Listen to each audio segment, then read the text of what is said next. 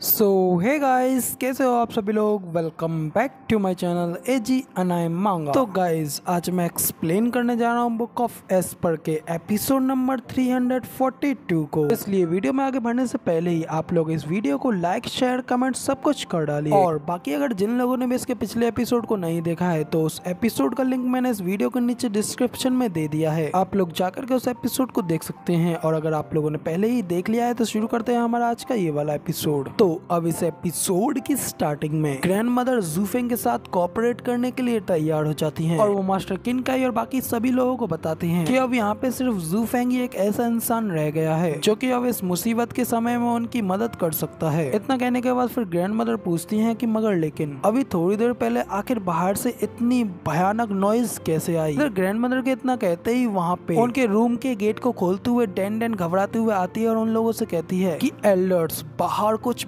बहुत बड़ा हुआ है। डेन आगे इस सब के बारे में बताते हुए इतनी ज्यादा घबराई होती है कि वो आगे बढ़ते हुए नीचे जमीन पे गिर जाती है। और फिर वो कि ग्रैंड मदर हमारे तीनों ओवर सीनियर्स वेनरेबल्स। तो तीनों वेनरेबल्स की बात सुनकर ग्रैंड मदर जल्दी में कहती हैं क्या हुआ, हमारे वेनरेबल्स का क्या हुआ। तो डेन कहती है कि हांगफू फैमिली से डील करने के लिए हमारे तीनों वेनरेबल्स ने अपने आप को सेल्फ डिस्ट्रक्टेड कर लिया। तो तीनों वेनरेबल्स को अपना सेक्रीफाइस देने के बारे में सुनकर के ग्रैंड मदर को अचानक से एक झटका लगता है और वो इस बात से इतनी ज्यादा टूट जाती हैं कि उनके मुंह से खून की उल्टी भी होने लगती है। तो ये सुन बाकी की एल्डर्स जल्दी से ग्रैंड मदर के पास आने लगती हैं। तो ग्रैंड मदर उन्हें रोकते हुए कहती हैं कि इस सब में सिर्फ और सिर्फ मेरी गलती है, हम लोगों को इस विनाश के ओर ले जाने में सिर्फ और सिर्फ मेरी ही मिस्टेक है। क्योंकि अगर मैं पहले ही ल्यू क्लैन की चेतावनियों के ऊपर ध्यान देती और पहले ही जूफेंग की बात मान करके पीछे हट गई होती तो वो लोग बिल्कुल ठीक और जीवित होते, उन लोगों की इस तरीके से यूं व्यर्थ मौत नहीं हुई होती। तो ग्रैंड मदर की ये बात सुनकर के बाकी के सभी लोग भी इस बात के लिए रिग्रेट करने लगते हैं कि आखिर क्यों उन लोगों ने पहले ही जूफेंग की चेतावनियों के ऊपर विश्वास नहीं किया। इधर ग्रैंड मदर आगे कहती हैं कि उन्होंने ड्राफ्टिंग फ्लावर एडिफिस को बचाने के लिए अपनी अपनी लाइफ का सेक्रीफाइस दे दिया, इस सब में सिर्फ और सिर्फ मेरी ही गलती है। लेकिन मुझे ये बताओ कि हांगफू फैमिली के बारे में क्या न्यूज है और अब आखिर बाहर क्या चल रहा है। तो डेंडन उन्हें बताते हुए कहती है कि ग्रैंड मदर हांगफू फैमिली हालांकि अभी जिंदा है लेकिन वो हमारे वेनरेबल्स की वजह से काफी ज्यादा बैडली इंजर्ड भी हो गया है और इसीलिए वो इस बैटल को छोड़ करके अपने आप को क्योर करने के लिए यहाँ से चला गया है। जबकि यान बुगेंग और उसके साथ के बाकी के लोग हमारे बैरियर्स को तोड़ने के लिए उसके ऊपर लगातार अटैक कर रहे हैं, जबकि हमारी बाकी की सिस्टर उन लोगों को पीछे की ओर ढकेलने की कोशिश कर रही हैं। वे सब चीजें उन लोगों को सिर्फ कुछ समय के लिए रोक करके ही रख सकती हैं। तो ये सुन ग्रैंड मदर कहती हैं कि अच्छा, रीजन स्टेट का हाई वेनरेबल तो यहाँ पे आया था मगर लेकिन आखिर खुद रीजन स्टेट के बारे में क्या,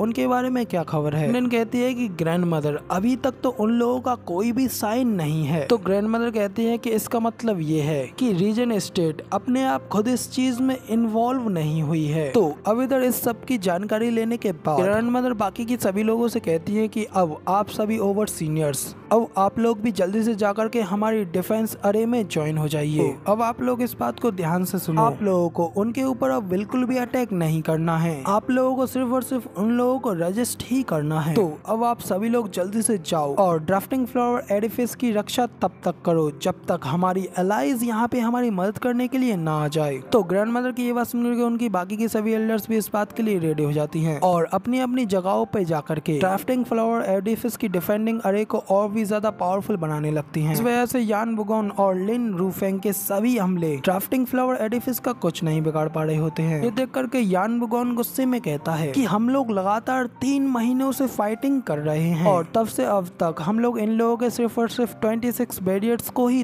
तोड़ पाए हैं। तो अब आखिर इनका ये बैरियर खत्म कब होने वाला है। फॉर गॉड से काश में से तोड़ने के लिए अपने सभी के सभी वेनरेबल्स को यहाँ पे लेकर के आया होता तो अब तक इनका ये डिफेंस बैरियर कब का टूट गया होता। अब जब वो बैरियर अभी तक टूट रहा नहीं होता है, Lin Rufeng hell valley lord से कहते हैं what the hell, region state का क्या हुआ, आखिर वो लोग अभी तक क्या कर रहे हैं और आखिर वो कमीने डिवाइन ड्रैगन्स भी क्या कर रहे हैं। उन दोनों लोगों ने खुद इस हमले के लिए डिसाइड किया लेकिन फिर भी वो लोग खुद तो पीछे की सीट लेकर के आराम से ये सब देख रहे हैं, जबकि उन लोगों के लिए हम लोग अपनी गर्दन को जोखिम में डाल रहे हैं। और वैसे भी ड्राफ्टिंग फ्लावर एडिफिस में इतना भी डरावना क्या है और अगर हम सब लोग एक साथ मिलकर के इस चीज में जुट गए होते, ये काम तो कब का खत्म हो गया होता। तो अब इधर लिन रूफेंग को इतना ज्यादा गुस्से में देख वेली लॉर्ड उनसे कहते हैं कि पहले तो तुम थोड़ा शांत हो जाओ। सर लैंग ने कहा था कि हम लोग सहायता का लालच कर रहे हैं, जब भी ड्राफ्टिंग फ्लावर एडिफिस हमारे रोपेज में होगी तब वो लोग वहाँ पे खड़े होकर के बाकी की यहाँ पे आने वाली रिइंफोर्समेंट के ऊपर अटैक करेंगे। और मैंने सुना है कि ड्रैगन पवेलियन और सॉर्ड मार्केस एब्रॉड की बाकी की फोर्सेस को पहले ही कई बार हरा दिया गया है। तो वैली लॉर्ड के मुंह से ये बात सुन करके लिन रूफेंग और भी ज्यादा गुस्सा हो जाते हैं और अपने दांत पीसते हुए उनसे कहते हैं रीजन स्टेट अपने थोड़े से एफर्ट्स के साथ भी उन लोगों को इजीली हैंडल कर सकता है, तो फिर आखिर सपोर्ट के रूप में बाकी के उन सभी लोगों को पीछे रखने का क्या मतलब है। तो ये सुन वैली लॉर्ड कहते हैं हाउस लॉर्ड लिन, अब आप ऐसा तो मत कहिए, आपकी ये बात तो सच है कि वे लोग ज्यादा परेशानी करने वाले नहीं हैं, लेकिन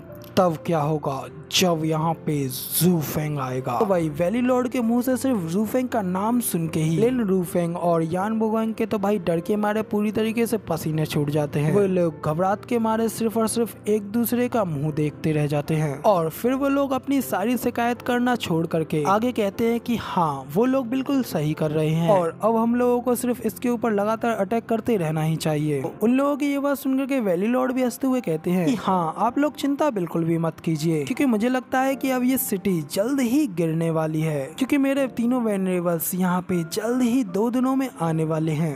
वैली लॉर्ड की ये बात सुनकर के लिन रूफेंग भी हंसते हुए कहते हैं कि हाँ रेडियन स्टेज के एक्सपर्ट्स के साथ हमारे लिए इन रास्तों को क्लियर करना बहुत ही ज्यादा आसान हो जाएगा और ये गार्डिंग अड़े जल्द ही पूरी तरीके से नष्ट हो जाएगी। इधर दूसरी ओर यान बुगोंग भी कहते हैं कि वैली लॉर्ड के साथ तो अब आपका घर सिर्फ और सिर्फ एक मलबे के जैसा है और अब तो आपको उसे बचाए रखने के लिए रेडियन स्टेज जैसे एक्सपर्ट्स की भी कोई जरूरत नहीं है, जबकि हमारे लोगों को तो घर छोड़ने की काफी ज्यादा याद आ रही है। ये सब कहते हुए यान बुगोंग वैली लॉर्ड के हंसते हुए मजाक उड़ा रहे होते हैं। तो उन सब लोगों की ये बात सुनकर के वैली लॉर्ड भी गुस्से में अपने मन में कहते हैं कि कमीनो तुम भी अब बस कुछ टाइम के लिए रुक जाओ, जूफेंग जल्द ही तुम्हारे भी सेक्टों की बिल्कुल वैसी ही हालत करेगा जैसे कि उसने मेरे सेक्ट की है। गाइस वैली लॉर्ड के इतना कहते ही यहाँ पे हमारा सीन चेंज होता है और अगले सीन में हमें इस बैटलफील्ड की जगह से थोड़ी दूर रीजन स्टेट और बाकी के सभी लोगों के कैंपों को लगाया हुआ दिखाया जाता है। वहीं पे मास्टर होंगफू सर लैंग के कैंप में अंदर आते हुए उनसे पूछते हैं कि सर लैंग मुझे बताएं कि आपकी ओर से कोई नई अपडेट। ड्राफ्टिंग फ्लावर एडिफिस 3 महीनों से हमारे घेराबंदी में है, जबकि यहाँ पे हमारे पास सिर्फ छोटे छोटे फ्राइज ही आते रहते हैं। ये सब कुछ सच में काफी ज्यादा बोरिंग है और आखिर